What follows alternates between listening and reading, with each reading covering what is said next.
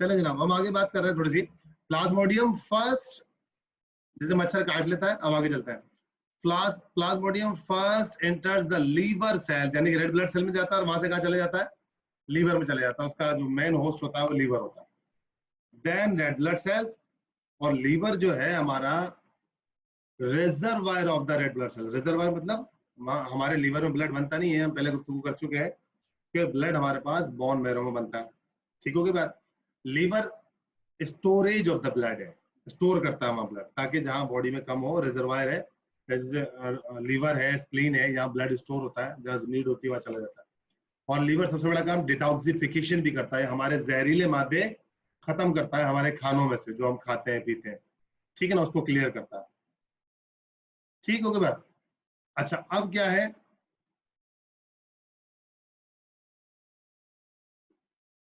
जी अब ये लीवर में जाता है। लीवर वेयर इट्स मल्टीप्लाइज, देखिए वहां क्या लिखा हुआ है, वहां पर जाके क्या करता है, अपनी रिप्रोडक्शन करता है। मल्टीप्लाई मतलब नंबर ऑफ क्वांटिटी को बढ़ाना, यानी कि वहां पर जाकर अपनी जो है वो सेल डिवीजन स्टार्ट कर देता है। क्योंकि प्लाज्मोडियम गया है, मच्छर नहीं गया, और तो समझिएगा बात। मच्छर के मुंह में सिर्फ प्लाज्मोडियम था, जो उसके सलाइवा के जरिए बॉडी में ट्रांसफर हो गया, और वो उसको क्या करता है, वहां पर जाके माइटोसिस के जरिए से अपनी नंबर ऑफ डिवीजन मल्टीप्लिकेशन को बढ़ाना शुरू कर देता है, नंबर ऑफ क्वांटिटी को। When each infected red blood cell burst, होता क्या है कि हर रेड ब्लड सेल में प्लाज्मोडियम चले जाता है। रेड ब्लड सेल के अंदर प्लाज्मोडियम अपने आप को बाइनरी फिजन, माइटोसिस नहीं, बाइनरी फिजन करके अपनी क्वांटिटी बढ़ाता है। और जब वो सेल के अंदर बहुत सारे हो जाते हैं तो वो सेल लीवर के अंदर फट जाता है। जब वो लीवर में सेल फटता है तो 1000 या 2000 या 200 जितने भी हैं नए प्लाज्मोडियम उसके अंदर से निकलते हैं। फिर वो नए प्लाज्मोडियम क्या करते हैं, अब देखिए आगे लिखा हुआ, new many parasites are released, यानी जितने नए प्लाज्मोडियम और बने हैं वो सब पैरासाइट हैं, वो और रिलीज हो जाते हैं। आगे चलते हैं। The release parasite infect the new red blood sales. 200 निकले हैं, 2000 निकले हैं, 2 लाख निकले हैं, वो क्या करेंगे, दूसरे नए हेल्दी रेड ब्लड सेल्स को अपना टारगेट करेंगे, ठीक है, उनको इन्फेक्ट करेंगे। And the process is repeated, यानी कि 2000 एक से फटे, 2000 में गए, 2000 से गए वो 4 लाख में गए, 4 लाख में चले गए 8 लाख, इस तरह billions of the cell body के अंदर इस प्लाज्मोडियम से इन्फेक्ट होना शुरू हो जाते हैं। और इसका टारगेट क्या है, red blood cells in liver, ठीक है। होता क्या है कि साइमल्टेनियसली मतलब मुस्तकिल बुनियादों पर, इसके साथ साथ जैसा होता रहता है। अल्टीमेटली साइमल्टेनियसली मतलब बिल्कुल ultimately burst of the millions of the red blood sales cause of the symptom of the malaria. फिर होता क्या है कि जब millions of the red blood sales शुरू में एक 2 फटते हैं, 200 फटते हैं, 1000 फटते हैं, हमारी बॉडी को इतना इन्फेक्ट नहीं होता। लेकिन जब billions of the red blood sales infect होने के बाद एक साथ फटते हैं तो हमें first symptom of the malaria का पहला सिम्पटम हमारे सामने आता है। वो मलेरिया का पहला सिम्पटम हमारे सामने क्या होता है, वी फील अ चिल, हम ठंड महसूस करते हैं।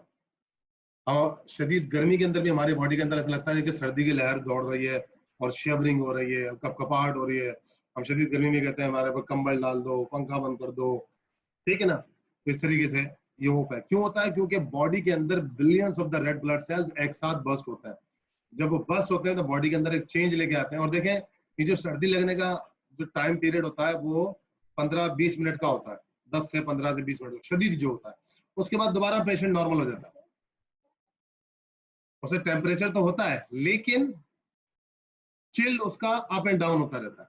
तो जैसे जैसे रेड ब्लड सेल फटते हैं उसको फौरन ठंड लगती है, उसको शदीद ठंड का एहसास होता है, लेकिन जैसे जैसे वो वाला उस साइकिल का वो स्टेज खत्म होता है, पेशेंट दोबारा नॉर्मल होना शुरू हो जाता है, ठीक है ना। इसलिए डॉक्टर फौरन पूछता है कि बुखार अगर आपको कंटिन्यू है, अच्छा याद रखिए कि जरूरी नहीं है कि हर दफा जब आपको बुखार के साथ चिल कंडीशन महसूस हो रही हो, शेवरिंग हो रही हो तो मलेरिया है ना।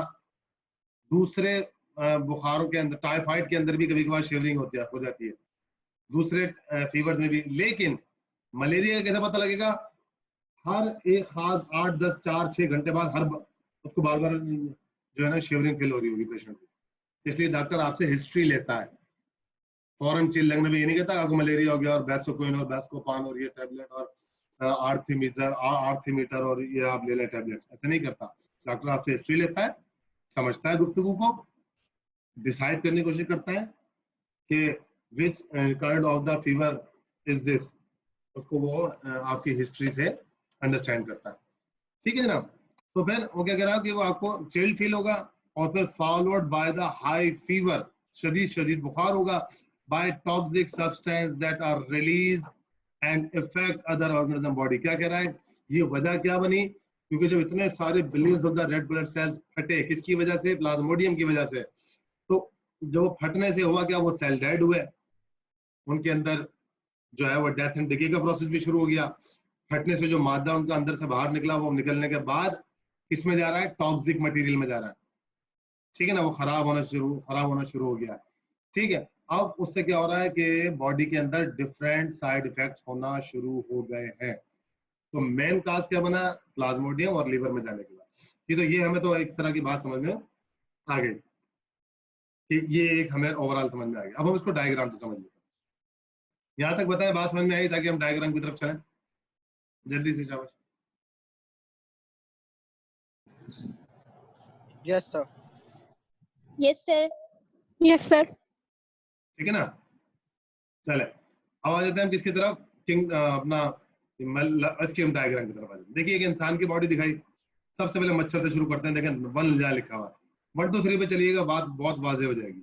ये लिखा हुआ 1, जिसके ऊपर क्या लिखा हुआ है, कह रहा है मॉस्किटो इंजेक्ट्स द स्पोरोजोइट। ये लफ्ज आपके पास नीचे डिटेल में नहीं आया, मैं उसको आपको अच्छी तरह डिटेल करके समझाऊंगा।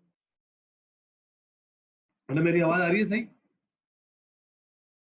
नहीं सर, कट रही है सर, पहले कट रही थी लेकिन अभी सही है। हाँ बेहतर होगी, क्योंकि मेरे पास लिखा हुआ थोड़ी है। सी अभी कट कर आ रही है। अभी आ रही है सही, क्योंकि मेरे पास भी लिखा हुआ था कि कनेक्शन प्रॉब्लम थी। सर, अब सही आ रही है। अच्छा ना, ठीक है। क्या कह रहा है, मॉस्किटो इंजेक्ट द स्पोरोजोइट। जनाब ये स्पोरोजोइट्स क्या चीज है, आप देखें लफ्ज SPORO, स्पोरोजोइट लफ्ज निकला है स्पोर से। स्पोर हमारे पास सेक्सुअल सेल होता है, और सेक्सुअल सेल में ये एबिलिटी होती है कि उसके अंदर जर्मिनेशन की सलाहियत होती है और वो अपना ऑर्गेनिज्म बना देता है, बट इन फेवरेबल कंडीशन। इसमें जब उसे कंडीशन फेवरेबल मिलेगी तब वो अपने आप को जर्मिनेट करेगा। तो स्पोरोजोइट क्या करता है, मच्छर क्या करता है, अपने स्पोर्स, आसान लफ्जों में आपसे कहूं कि वो ब्लड के जरिए ट्रांसफर कर देता है, किसमें, इंसानी जिस्म में। मच्छर नहीं करता, मच्छर का बेचारे का कोई कसूर नहीं है। मच्छर का सिर्फ कसूर ये है कि उसके मुंह के अंदर वो प्लाज्मोडियम बैठा हुआ। ठीक है ना, मच्छर तो खून पीने आया इंसान का, अपने खाना पीने के लिए आया। वो देखें स्पोरोजोइट्स कहाँ चलेगा, सीधा ये लिखा हुआ देखें, स्पोरोजोइट्स सीधा सीधा कहाँ जा रहे हैं, second stage in the liver. दूसरे स्टेज में कहाँ जा रहे हैं, लीवर के पास। ठीक है, ये यहाँ पर बता दी कि ये स्टेज इन लीवर। लीवर में आने के बाद देखिए वो काम कर रहा है। यहाँ पर लफ्ज लिखा है लफ्ज मीरोजोइड, यहाँ क्या लफ्ज था, स्पोरोजोइड, यहाँ क्या हो रहा है, मीरोजोइड। स्पोरोजोइड जब लीवर में आने के बाद अपनी नंबर ऑफ क्वांटिटी को बढ़ाते हैं by the binary fission, cell division के मेथड से, तो जो नए नंबर ऑफ द सेल्स बनते हैं they are known as the merozoites. उनको क्या कहते हैं हम, मीरोजोइड्स कहते हैं। यानी कि नंबर ऑफ क्वांटिटी जब स्पोरोजोइड में बढ़ती है तो वो मीरोजोइड में आ जाती है। वो मीरोजोइड जब एक सेल, लीवर के एक सेल में बनते हैं, तो यही मीरोजोइड निकलने के बाद लीवर के दूसरे सेलों के ऊपर इन्वेड करते हैं, हमला करते हैं, और उनको अपना निशाना बनाते हैं और उसके अंदर अपनी लाइफ साइकिल। तो इस तरह देखें ये लिखा हुआ, ये मीरोजोइड दूसरा, ये व्हाइट वाला, इसने किसको ट्रिगर किया, एक रेड ब्लड सेल्स को। देखें रेड ब्लड सेल की थोड़ी कंडीशन चेंज होना शुरू हुई, क्यों, क्योंकि अंदर मीरोजोइड ने अपनी डिवीजन करना शुरू कर दी। और जब मीरोजोइड फटे तो बहुत सारे मीरोजोइड, देखें ये नीचे भी आ रहा है, ठीक है, मीरोजोइड फटे तो बहुत सारे मीरोजोइड निकल के दोबारा सेल को, एक साइकिल ये चल रही है, जरा और से देखिएगा, डबल साइकिल है, एक साइकिल ये चली जा रही है, merozoite, red blood cells, production of the merozoites, और मीरोजोइड्स का बाहर निकलना, फिर मीरोजोइड किसको पकड़ रहा है, रेड ब्लड सेल्स को। इस तरह billions of the red blood sales हमारी बॉडी में इन्फेक्ट हो रहे होते हैं मीरोजोइड से। ठीक है ना जनाब, इस तरीके से ये प्रॉब्लम कर रहे होते हैं। अब इन्हीं मीरोजोइड्स में से देखिएगा अब क्या कह रहा है, stage in the liver, certain merozoite, सारे नहीं, कुछ merozoite develop into the gametocytes. कुछ के अंदर माइटोसिस होती है, सेवरल के अंदर माइटोसिस होती है, और माइटोसिस होने के बाद वो एक नए सेल्स बनाते हैं, that is known as the gametocytes. Gametocytes किसे कहते हैं? यानी कि गैमेट्स, ये भी सेक्सुअल सेल है, रिप्रोडक्टिव सेल है। और जब हम बात करते हैं गैमेट्स की, तो यानी कि सेक्सुअल सेल जिसके अंदर स्पर्म भी है और ओवा भी है। अब यहाँ पर हम बात कर रहे हैं गैमेट्स। तो ये क्या कह रहा है कि सर्टेन मीरोजोइट्स जो है वो डेवलप इनटू द गैमेट्स, उसको वो गैमेट्स में चेंज कर देता है। ठीक है, ये और ये गैमेट्स आ गए।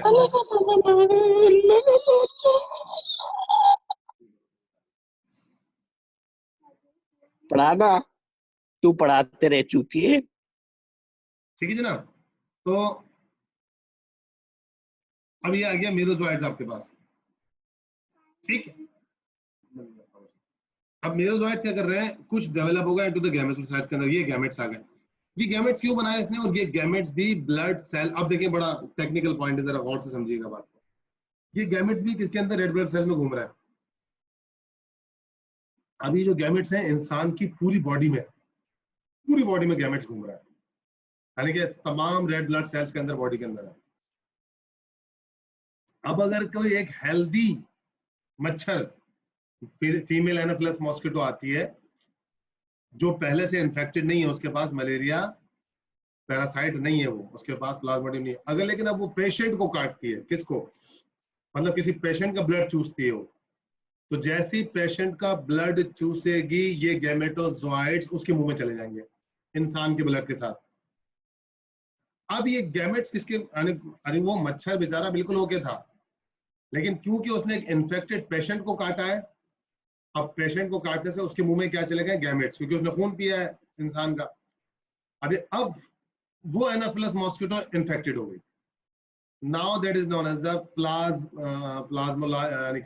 प्लाज्मोडियम एनाफिलस मॉस्किटो, उसके पास कंटेन है, कैरियर है उसकी। ठीक है, इस तरह पेशेंट से इंसान को और इंसान को पेशेंट से ये प्लाज्मोडियम ट्रांसफर होता रहता है। इसलिए कहते हैं कि जब मलेरिया हो जाए, तो मलेरिया कोई कॉन्टेजियस डिजीज नहीं है कि मलेरिया वाले के साथ आप बैठ नहीं सकते, खा नहीं सकते, पी नहीं सकते, क्योंकि बॉडी टचिंग से वो ट्रांसफर नहीं होगी, कॉन्टेजियस नहीं है। हाँ, प्लाज्मोडियम इज द कॉन्टेजियस, समझने की बात है। प्लाज्मोडियम, अगर आप प्लाज्मोडियम से डायरेक्ट कांटेक्ट में आ जाते हैं तो that will be the contagious. ठीक है जनाब, वरना अदरवाइज प्रॉब्लम हो जाएगी। बेटा मेरी आवाज किस किस को सही नहीं आ रही या आ रही है? सर आ रही है आपकी आवाज? सर सही आवाज आ रही है, थोड़ी कट कर आ रही है अब। मुझे तो प्लाज्मोडियम शामिल है, और ये मच्छर अगर फीमेल मच्छर अगर उसको काटेगी तो फिर किसी सेहतमंद के अंदर वो फिर से वायरस पहुंचा सकती है, जो ये प्लाज्मोडियम है। अभी वही आगे इसलिए कह रहा हूँ ना, साइकिल कंप्लीट हो जाए तो आपको जवाब मिल जाएगा। ठीक है ना। अब गैमेटोसाइट्स उसकी मच्छर की बॉडी में चलेगा। ये गैमेटोसाइट बने ही इसलिए थे ताकि किसी और मच्छर को ये दोबारा से अपना होस्ट बना सके, ताकि वो किसी और इंसान को फिर जो है वो इन्फेक्ट करे। अंडरस्टैंड ना। अब वो कह रहा है gametocytes are ingested by the mosquito. Ingested, ले लिया उसने, इनसाइड सक कर लिया उसने ब्लड के जरिए। और यहाँ दिखाया उसने, देखें ये इसका मच्छर का मुंह, और मच्छर के मुंह के अंदर जो ये गैमेट्स गए, इसमें दो किस्म के गैमेट्स हैं, एक एग है, दूसरा स्पर्म है। देखिए कितना वाज़ेह तौर पे दिखाया है। ये मच्छर का मुंह और उसके अंदर से फिर ये दो जो नजर आ रहे हैं, एक इसमें एग है जो फीमेल की तरफ से आया जो, और स्पर्म है जो मेल की तरफ से। यानी कि प्लाज्मोडियम इंटरनली मेल और फीमेल दोनों कंडीशन रख रहा है, और मियोसिस के जरिए उसने जो गैमेट्स बनाए, मेल का अलग बना दिया, फीमेल का अलग बना दिया। ठीक है ना, क्योंकि प्लाज्मोडियम तो यूनिसेलुलर है, हमें नहीं पता उसमें मेल कौन सा फीमेल कौन सा। ठीक है, जैसे बिल्कुल बैक्टीरिया वाली कंडीशन। अब यहाँ स्पर्म और एग किसके पास आ गए? मच्छर के पेट में, इंसान को बाइट करने की वजह से। अब वो मच्छर में जाके कह रहा है oocytes। oocyte किसे कहते हैं?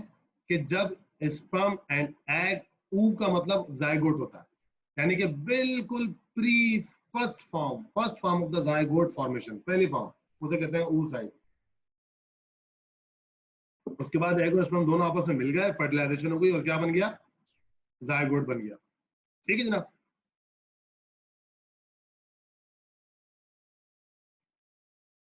ठीक है, इस तरीके से जब जायगोट बन, अच्छा अब मुझे बताएं जायगोट बनना एसेक्सुअल फेस है या सेक्सुअल फेस है? Sexual face. Sexual phase. ठीक है जनाब, बात समझ आ रही है?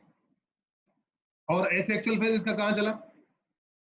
सर बॉडी में, ह्यूमन बॉडी में। ह्यूमन बॉडी में इसका एसेक्सुअल फेज चला। तो ये बात हमने बताई थी कि इसका डबल फेज होता है, ह्यूमन बॉडी में एसेक्सुअल फेज और मच्छर में सेक्सुअल फेज चलता है।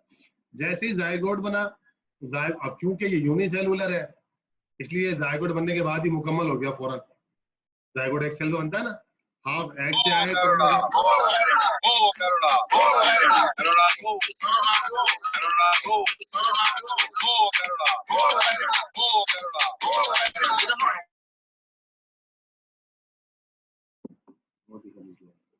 ठीक है जनाब। तो जायगोट जैसे ही बना यानी यूनिसेलुलर बनते ही ये किसके अंदर चेंज हो गया अपने पास, यानी कि पूरा ऑर्गेनिज्म बन गया। अब मच्छर के किस में चला जाता है ये, अब जो भी जायगोट बना है, जब ये जायगोट अब बाइनरी फिजन से डिवाइड होगा तो सिंपली क्या बनाएगा, sporozoites from with in the mosquito. ठीक है ना।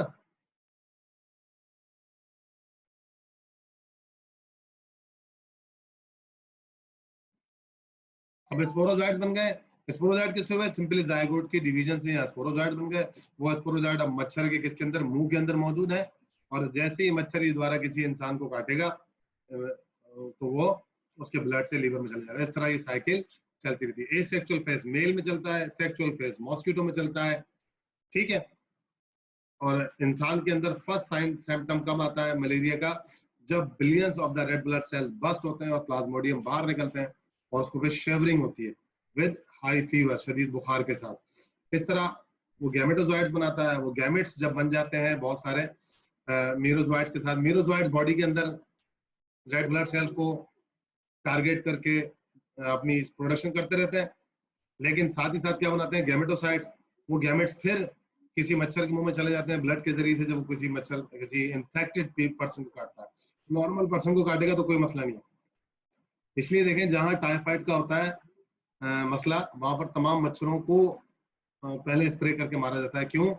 क्योंकि अगर उस टाइफाइड के पेशेंट को ये मच्छर काट लेगा तो मच्छर इन्फेक्टेड हो जाएगा। जब मच्छर इन्फेक्टेड हो जाएगा तो वो फिर दूसरे इंसान होता है इस प्लाज्मोडियम को इजीली ट्रांसफर कर देगा। ठीक है ना। तो यानी कि मच्छरों से को मार दें तो आप इजीली ये जो मलेरिया है, टाइफाइड कह रहा हूँ, मलेरिया, इससे आप आसानी से बच सकते हैं। फिर वो ये सेक्सुअल फेज फीमेल मच्छर में चलता है और सेक्सुअल मेल के अंदर चलता है। इस साइकिल में कोई सवाल जवाब या कोई क्वेश्चन, कोई कंफ्यूजन हो तो बताइए। सर एक ही प्लाज्मोडियम के सेल के अंदर दोनों चीजें होती है, मेल और फीमेल। मैं आपसे यही कह रहा हूँ कि बहुत से क्वेश्चन के दुआने कि देखिए ये यूनिसेलुलर है, हम मच्छर को ऑर्गेनिज्म कंसीडर ना करें, प्लाज्मोडियम को ऑर्गेनिज्म कंसीडर करें। प्लाज्मोडियम मच्छर से ट्रांसफर होता है, मच्छर ट्रांसफर नहीं होता। अब ये जो अंदर आया है ना, ये जो स्टेज इन द लिवर, ये जो स्पोरोजोइड आया बेसिकली यही प्लाज्मोडियम था। इस स्पोरोजोइड, अब क्योंकि कह रहा है स्पोर, स्पोर जब वो जर्मिनेट करेगा अंदर जाके, वो अपने डिवीजन करना शुरू करेगा तो वो बहुत सारे मजीद मीरोजोइड्स बनाएगा। इन्हीं मीरोजोइड्स के अंदर एबिलिटी है कि वो दो किस्म के गैमेट्स बना सकते हैं। मीरोजोइड्स में एबिलिटी है कि वो दो किस्म के गैमेट्स बना सकते हैं, मेल होगा एक फीमेल होगा। तो ये सारा काम यूनिसेलुलर बेस पे चल रहा है। तो इसी के पास वो जीन मौजूद है, इसी के पास से वो मेल और फीमेल यानी कि एग एंड स्पर्म बना रहे हैं। ठीक है ना, दो समझ में आई बात? Yes sir. सर जी जी। जैसे जो दूसरी बीमारियां जो कि ब्लड के कांटेक्ट से या हमारे बॉडी के लिक्विड जो पार्ट्स हैं उनके कांटेक्ट से फैलती हैं, तो वो इस तरीके से फैल सकती हैं कि कोई मच्छर अगर किसी इन्फेक्टेड पर्सन को काटे और वो दूसरे को जाके काटे तो उसमें चली जाए, किसी हेल्दी को काटे तो उसमें ट्रांसफर हो जाए। दोबारा क्वेश्चन करें। सर मेरा सवाल ये है कि जैसे HIV वायरस जो है, जो कि इंसान के फ्लूइड पार्ट में होती है, जो इंसान की बॉडी में फ्लूइड है उसमें होता है, तो मच्छर अगर किसी इन्फेक्टेड पर्सन को काटे तो उसके पास ये वायरस चला नहीं जाएगा, और उसके बाद फिर अगर वो किसी हेल्दी पर्सन को काटे तो उसके अंदर वो ट्रांसफर नहीं कर सकता। देखिए दैट इज डिपेंड्स ऑन, इस कंडीशन में डिपेंड करता है कि हर एक का होस्ट अलग है। मच्छर के मुंह में HIV का वायरस का स्टे करना उसके लिए पॉसिबल नहीं है, क्योंकि प्लाज्मोडियम खुद लिविंग चीज है, अपने सेल डिवीजन कर सकता है। ठीक है ना, जबकि वायरस ऐसा काम नहीं कर सकता। वायरस को होस्ट चाहिए होता है लिविंग सेल का। तो हर एक का अपनी अपनी एक एनवायरमेंटल कंडीशन होती है जिसके अंदर वो सर्वाइव कर सकता है। मच्छर हर किस्म का वायरस कैरी नहीं कर सकता, बल्कि वायरस आर्थ्रोपोड बॉर्न वायरसेस भी होता है, मच्छर के अंदर भी उसके किस्म के वायरस होता है, लेकिन जिस वायरस की उससे एनवायरमेंटल कंडीशन मैच होगी वो स्टे करेगा, बाकी हर बीमारी को एक जगह दूसरी जगह नहीं फैला सकता।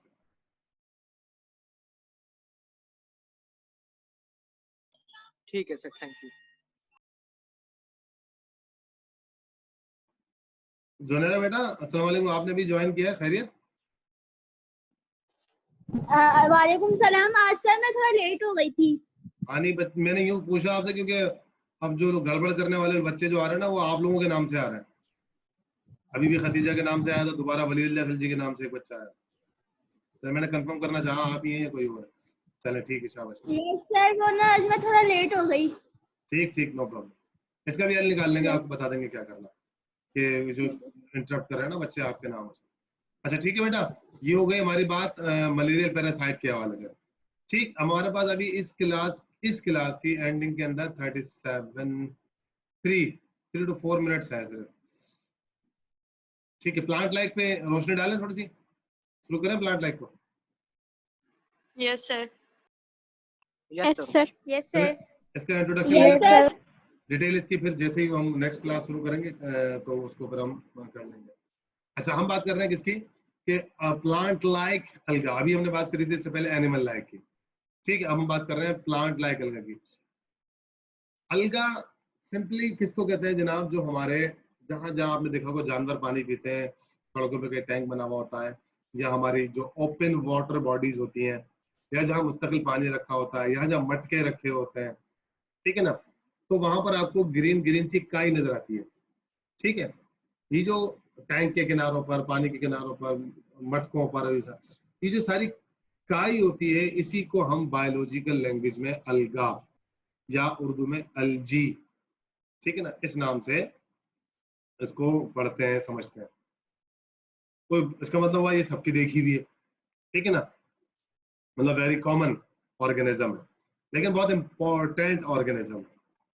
इसको, इस अलगा को, अब अलगा जो है जिसको आप देख रहे हैं टैंक के किनारे लगे हुए, मटके के किनारे लगे हुए, पानी के ऊपर उसको लगी हुई है, खड़े हुए स्टेगनेंट वाटर, बारिश का पानी खड़ा हुआ है वहां पर ये लगी हुई है। तो अच्छा, लेकिन आपके टैंक के अंदर नहीं होती, आपका टैंक का ढक्कन बंद होता है, या जो टंकियां बिल्कुल बंद होती हैं तो और उनके अंदर पानी होता है, वहां नहीं लगती है। वहां ना लगने की क्या वजह है, और टैंक के बाहर या मटकों के बाहर जहाँ पानी होता है वहां टैंक काई लग जाती है, क्यों, वजह क्या होती है? सर क्योंकि जहाँ जहाँ पानी रुका हुआ हो ना वहाँ अलगा लग जाता है, और जहाँ पानी बहता रहे वहाँ नहीं लगता। नहीं, टंकी में तो सर पानी जहाँ पर बहता इसके थोड़ी है। स्पोर्स, सर जहाँ पर इसके स्पोर्स पहुंच पाए हैं वहां पे लगती है। चलो ये तो अंडरस्टूड सी बात है वहाँ, लेकिन आपकी टंकी में भी तो कई स्पोर्ट्स पहुंचते हैं जो आप वासा का पानी बाहरों से खींचते हैं मोटर से, वो टंकी में चढ़ा देते हैं। सर अगर टंकी बंद होती है तो उस पर सूरज की रोशनी नहीं आती और ये फोटोसिंथेटिक होती है। वेरी गुड, ये दुआ ने मारा है छक्का और बॉल उठा के फेंकी ग्राउंड से बाहर, दैट इज द आंसर। क्योंकि ये फोटोसिंथेटिक है और बगैर लाइट के अपनी प्रोडक्शन स्टार्ट नहीं कर सकती, और टंकियां जो बिल्कुल बंद होती हैं उनमें सूरज की लाइट का गुजर नहीं होता, इसलिए वो जो है वहां पर काई नहीं लगती। तो जहां ओपन वाटर बॉडी होगी और सनलाइट का वहां पर रसाई होगी और सनलाइट वहां पहुंचेगी, तो वहां ऑफ कोर्स काई लग जाएगी, क्योंकि उसे फोटोसिंथेसिस के लिए लाइट मिल जाएगी। तो ये तो हमने सिंपल आपको बता दिया कि काई कहते हैं किसको। ठीक है, अब ये कह रहा है कि अलगा इज द सिंगुलर, अलगा मतलब सिंगुलर प्लूरल हो गया, अलगा इज द प्लूरल, सिंगुलर क्या है, अलगा, अलगी, अलगा, इसे पढ़ते हैं अलगी, ALGAE अलगी, और ALGA अलगा, सिंगुलर एंड प्लूरल दोनों चीजें। अब फोटोसिंथेटिक प्रोटोक्टिस्ट हमने इससे पहले पढ़ा, एनिमल लाइक प्रोटोक्टिस्ट, अब वो फोटोसिंथेटिक नहीं था, हेट्रोट्रॉफ था, अपने फूड दूसरे ऑर्गेनिज्म से ले रहा था। ये बात है, फ्लैजिला था, सीलिया था, प्लाज्मोडियम था, ठीक है ना, अमीबा था, पैरामीटर, ये सब दूसरों से अपनी फूड ले रहे हैं, सिवाय एक के जिसका नाम है यूग्लिना, तो कॉम्प्लेक्स प्रोटोक्टिस्ट है। अच्छा, क्या करता है ये फोटोसिंथेसिस